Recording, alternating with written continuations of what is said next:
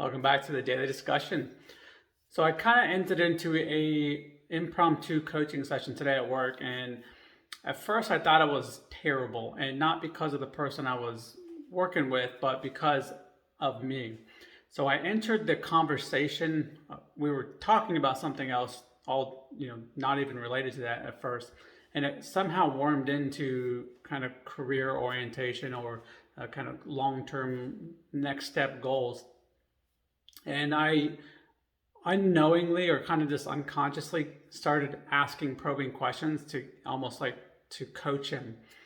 And it ended up kind of throwing him off a little bit. And at first it was kind of like, I kind of recognized and go, oh man, I really shouldn't have probably overstepped that a little bit. And I stepped back and kind of said, oh, hey, no, blah, blah, blah. And got him, kind of calmed down. Not necessarily calmed down, he was upset or anything, but got it back into a stable kind of point, and then relaxed him and let him get into the conversation. And from that point, I was asking some questions, but because I knew I wasn't necessarily invited into the coaching conversation or into that coaching relationship, I just left it at more just questions and kind of give him a couple of things of advice from history, from things I know or whatever, like things to study for that position rather than what he was talking about, just from different perspectives. So, and what was interesting about that is it also brought up some latent fear that I have underneath, thinking that I need to be the smartest person in the conversation. And that's actually not true. And as the coach, in fact, I want the other person to be the smartest person.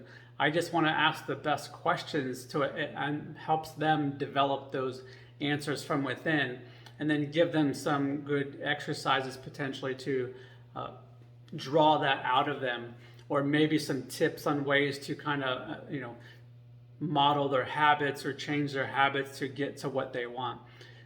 But I have that latent fear from my lack of, my insecure moments when I was not healthy, that I got to a point where I believed the only thing I could provide to people was my intelligence. So therefore I needed to be the most important or most intelligent person in the conversation. Now, again, there's many reasons why that's not factually correct and isn't something I should have ever reached for, but that's where I was. So it made me realize there was some latent ability for me to still have that, and that's really good though, because I know it's something I can work on again. So yeah, that was kind of my day.